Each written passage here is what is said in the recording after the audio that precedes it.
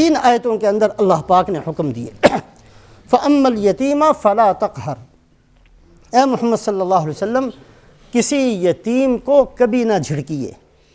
آپ صلی اللہ علیہ وسلم تو کبھی نہیں جھڑکتے تھے، یہ امت کو سنانا مقصود ہے، اس لیے کہ دین اسلام ایسا دین ہے جس میں گرے پڑوں کو اوپر کیا گیا ہے، جس میں ایسے بندوں کا سہارا دین بنتا ہے جس کا کوئی سہارا نہیں، جس کو کوئی پوچھنے والا نہ ہو، اس کو عزت ملتی ہے۔ تو دین کے اندر غلاموں کو جو آقا بنا دیا تو کس نے؟ حضرت محمد صلی اللہ علیہ وسلم نے۔ جو بے آسرا تھے ان کو آسرا دیا تو حضرت محمد صلی اللہ علیہ وسلم نے۔ اما الیتیم فلا تقہر، یہاں اس بات کو بھی سامنے رکھا جائے کہ جیسے زمانہ جاہلیت کے اندر یتیموں پر بے شمار ظلم ہوتے تھے، ابو جہل کی تو عادت یہ تھی کہ وہ جب دیکھتا کہ کوئی بندہ بیمار ہے اور اس کا آخری وقت ہے تو اس کے پاس چلا جاتا اور جا کر کہتا کہ میں تمہارے سارے مال کا میں ذمہ دار ہوں، سارا مال میرے سپرد کر دو، میں تمہارے بچوں کا اور ہر چیز کا بڑا خیال رکھوں گا۔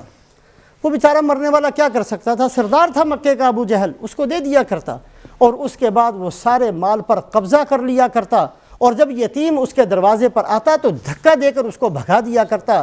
ارأیت الذی یکذب بالدین فذلک الذی یدع الیتیم، یہ ابو جہل کے بارے میں صورت اتری ہے۔ اے محمد صلی اللہ علیہ وسلم دیکھیں تو صحیح اس بدبخت کو جو آخرت کا انکار کرتا ہے، اس کے سامنے یہ بات نہیں ہے کہ ایک بدلے کا دن بھی آنے والا ہے، اور یہ دھکا دیتا ہے یتیموں کو، حالانکہ یتیم پر کوئی احسان نہیں کر رہا، اسی کا مال ہے، اسی کے باپ نے امانت کے طور پر اس کے پاس رکھوایا تھا، اور یہ بدبخت اسی کا مال اس کو نہیں دیتا۔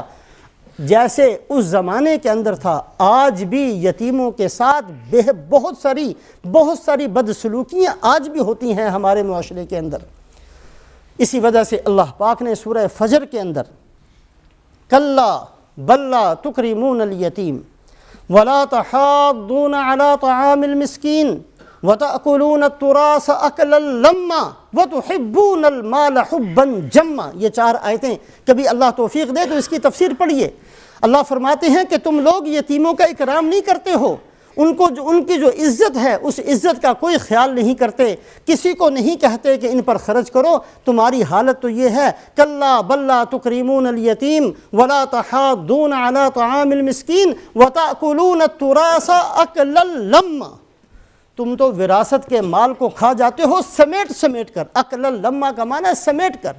کسی دسترخوان پر اگر بیٹھنے کا اتفاق ہوا ہو جس میں بہت سارے بھوکے اور کوئی پیٹو قسم کا آدمی بیٹھا ہو، وہ سب کا حصہ سمیٹ کر اپنی طرف کر کے کھا جایا کرتا ہے، اس کو کہتے ہیں سمیٹ کر کھا لینا۔ کہ تم لوگ تو وراثت کا مال بھی سمیٹ، حالانکہ وہ مال اپنا نہیں ہوتا، اللہ کی طرف سے کسی کا ملا ہے، کسی کی وراثت میں تمہارے حصے میں آیا ہے، اس میں یتیموں کا کتنا مال ہڑپ کر لیا گیا، معصوم بچوں کا کتنا مال کھا لیا گیا، ایک گھر میں نہیں، 2 میں نہیں۔ اگر معاشرے میں دیکھا جائے یہ بیماری ناسور کی طرح ہمارے اندر موجود ہے، یتیموں کا مال کھا جانا۔ ان الذین یأکلون اموال الیتامی ظلما انما یأکلون فی بطونہم نارا وسیصلون سعیرا، ایسی سزا پورے قرآن میں کسی اور گناہ پر نہیں ہے کہ جو لوگ یتیموں کا مال کھاتے ہیں وہ اپنے پیٹ میں آگ کو کھاتے ہیں، مال نہیں کھاتے۔ بظاہر نظر آتا ہے کہ حلوہ کھا رہے ہیں، بظاہر نظر آ رہا ہے کہ بڑا مرغن قسم کا کھانا کھایا جا رہا ہے، وہ کھانا نہیں ہے، وہ آگ ہے جو اپنے پیٹ میں جمع کرتے ہیں۔ آج یتیموں کے مال پر کس قدر زیادتیاں ہوتی ہیں، ہم سارے کے سارے اس بات کو جانتے ہیں۔ ایک آدمی مر گیا بیچارہ، دوسرا آدمی جاتا ہے اس کے گھر پر بیٹھ کر اسی کے مال میں سے ٹیلی فون شروع کرتا ہے، فلانے کو اطلاع، فلانے کو اطلاع، فلانے۔ یہ سب ناجائز ہے، اس لیے کہ وہ یتیموں کا مال ہے، اس کے اندر سے ذرا سا بھی مال خرچ نہیں کر سکتے۔ ایک حضرت عمر بن عبدالعزیز رحمۃ اللہ علیہ کا واقعہ ہے، کہیں تشریف لے گئے، دوست تھا، بیمار تھا، اس کی بیمار پرسی کی، اور بیمار پرسی کرتے کرتے اسی وقت اس کا انتقال ہو گیا، تو فوری طور پر جو چراغ جل رہا تھا اس کو بجھا دیا۔ لوگوں نے کہا جی حضرت ابھی تو روشنی کی ضرورت تھی، اس کا چہرہ دیکھنا، اس کو سمیٹنا، اس کے ہاتھ پاؤں سیدھے کرنے، مر گیا ہے آدمی، جو سنت طریقہ ہے آنکھیں بند کر دی جائیں، منہ بند کر دیا جائے، ہاتھوں کو سیدھا کر دیا جائے، چادر اوپر ڈال دی جائے، اب تو روشنی کی ضرورت تھی، آپ نے چراغ کو بجھا دیا۔ کہا پہلے تو یہ میرے دوست کا چراغ تھا، اب اس کے اندر اس کے یتیم بچوں کا حصہ ہے، چراغ جلانا ہے تو اپنے گھر سے لے کر آؤ اور اس چراغ کو جلاؤ۔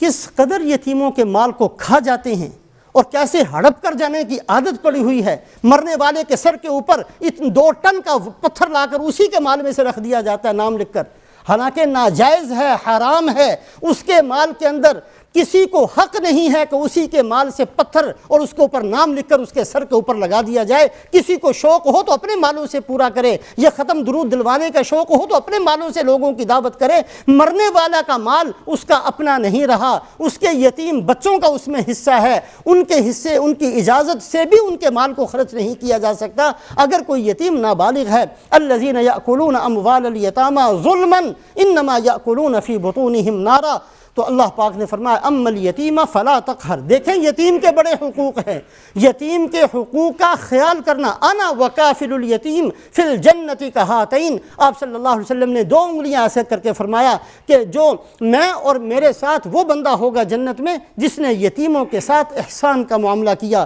ایک صحابی حاضر ہوئے، یا رسول اللہ صلی اللہ علیہ وسلم میرا دل بڑا سخت ہے، آخرت کی باتیں سن کر متاثر نہیں ہوتا، کبھی میری آنکھوں سے آنسو نہیں نکلتے۔ آپ نے فرمایا یتیموں کے سر کے اوپر نہ ہاتھ رکھا کرو، اس سے تمہارا دل نرم ہو جائے گا۔ یتیموں کے بہت سے حقوق ہیں، اگر یتیم کسی کے ظلم کی وجہ سے ایک آنسو نکالتا ہے تو اللہ کا عرش کانپ جایا کرتا ہے۔ یتیموں کے ساتھ ظلم کرنا، یتیموں کے ساتھ زیادتی کرنا، یہ ہر معاشرے کے اندر اور آج بھی بہت زیادہ ہے۔ ایک حدیث پاک کے اندر آپ صلی اللہ علیہ وسلم نے فرمایا اجتنبوا 7 الموبقات، اے میری امت 7 ایسے گناہوں سے بچنا جو ہلاک کر دینے والے گناہ ہیں۔ ہر گناہ ہلاک کر دینے والا ہے، لیکن ایسا گناہ جس کو اللہ کے نبی فرمائے کہ اب یہ ہلاک کرنے والا گناہ ہے، بہت مشکل ہے کہ اس گناہ کو معاف کر دیا جائے، اس لیے کہ اس کے اندر بندے کا حق ساتھ لگا ہوا ہے۔ اجتنبوا 7 الموبقات، 7 ایسے گناہ جو بندے کا ستیہ ناش کر دینے والے، اس کا کچومر نکال دینے والے، اس کو ہلاک کر دینے والے ہیں، اس سے بچنا۔ فرمایا یا رسول اللہ وہ کون سے؟ فرمایا پہلا گناہ ہے اللہ کے ساتھ شریک کرنا۔ سب سے پہلا گناہ اللہ کے ساتھ کسی کو شریک کرنا، یہ بہت بڑا گناہ ہے، ہلاک کر دینے والا گناہ ہے۔ دوسرا گناہ ہے جادو ٹونا کرنا۔ جادو ٹونا کرنا کفر ہے، اور آپ نے فرمایا کہ کفر ہی کا ایک حصہ ہے کسی کے اوپر جادو کرنا، یہ ایسا گناہ ہے جو ہلاک کر دینے والا ہے۔ تیسرا فرمایا کسی کو قتل کرنا، اس کا جرم نہیں تھا، اس کا خون بہا دینا۔ قیامت والے دن جس بندے کو قتل کیا گیا وہ اپنا سر اٹھا کر اللہ کے سامنے آئے گا اور کہے گا کہ اللہ پوچھئے کہ اس نے میرا خون کیوں کیا ہے۔ اور فرمایا رسول پاک علیہ السلام نے اگر آسمان اور زمین کے سارے بسنے والے بھی ایک بندے کو قتل کریں تو اللہ سب کو اٹھا کر جہنم میں پھینک دیں۔ آج خون بہت سستا ہو گیا۔ آپ نے فرمایا کہ تیسرا گناہ جو ہلاک کر دینے والا ہے وہ کسی بندے کو بے گناہ قتل کر دینا، یہ تیسرا گناہ، اور چوتھا گناہ سود کھانا، اور 5واں گناہ یتیم کا مال کھانا، اور 6واں گناہ رسول پاک علیہ السلام نے فرمایا میدان جنگ کے اندر اس حالت میں چھوڑ کر بھاگ جانا، اور 7واں گناہ کسی پاک دامن عورت پر، جو پاک دامن ہے جس نے کبھی گناہ نہیں کیا ہے، اس پر تہمت لگا دینا، یہ 7واں گناہ ہے۔ آپ صلی اللہ علیہ وسلم نے فرمایا ان 7 گناہوں سے بچ کر رہنا۔ اما الیتیم فلا تقہر، بہت اہم قسم کا اللہ حکم دیتے ہیں، ساری انسانیت کو سنانا مقصود ہے۔ ہر زمانے کے اندر یتیموں کے ساتھ ظلم ہوا، ہر زمانے کے اندر یتیموں کے ساتھ زیادتیاں ہوتی ہیں۔ اما الیتیم فلا تقہر، اے محمد صلی اللہ علیہ وسلم یتیموں کے ساتھ احسان کیجئے۔ اس لیے اللہ پاک نے آپ کو یتیمی کی حالت میں پیدا فرمایا۔ کوئی آدمی تاکہ پہچان سکے کہ یتیم ہونا کوئی ایسی نہیں، یتیم ہمارے نبی بھی یتیم تھے، کوئی ایسی چیز نہیں ہے جس کی وجہ سے کسی بندے کی عزت و احترام میں کوئی فرق آتا ہو۔ اما الیتیم فلا تقہر واما السائل فلا تنہر، اے محمد صلی اللہ علیہ وسلم اگر کوئی سوال کرنے والا آ جائے اس کو جھڑکنا نہیں۔ یہ الگ بات ہے کہ سوال کو پسند نہیں کیا گیا، آپ صلی اللہ علیہ وسلم نے منع فرمایا ہے کہ کسی کے سامنے ہاتھ پھیلایا جائے۔ آپ نے دعا مانگی ہے کہ اے اللہ جیسے میری پیشانی کو آپ نے بچایا کہ آپ کے علاوہ کسی اور کے سامنے نہیں جھکتی، میرے ہاتھ کو بھی بچا لیجئے کہ آپ کے علاوہ کسی اور کے سامنے نہ پھیلے۔ سوال کو پسند نہیں کیا گیا، لیکن اگر کوئی بندہ آ کر سوال کرتا ہے تو کسی کو یہ تو حق ملتا ہے کہ اس کو نہ دے، معذرت کر دے اور معذرت کر کے اس کو رخصت کر دے، لیکن لیکن یہ حق کسی کو نہیں ہے کہ اس کو دھکا دے، اس کو بے عزت کرے، اس کو ذلیل کرے، اس کو تانا دے یا اس کو جھڑکنا شروع کرے، اس کا حق کسی کو نہیں۔ وَأَمَّا بِنِعْمَةِ رَبِّكَ فَحَدِّثْ، اور اے محمد صلی اللہ علیہ وسلم اللہ کی نعمتوں کو یاد کیا کیجئے۔ اللہ پاک نے جو احسانات کیے ہیں وہ اللہ ہی کی طرف منسوب ہونے چاہیے، ان کو اپنا ذاتی کمال نہیں سمجھنا چاہیے۔ اللہ پاک رسول پاک علیہ الصلوۃ والسلام کی کامل مکمل اتباع کی ہمیں توفیق نصیب فرمائے۔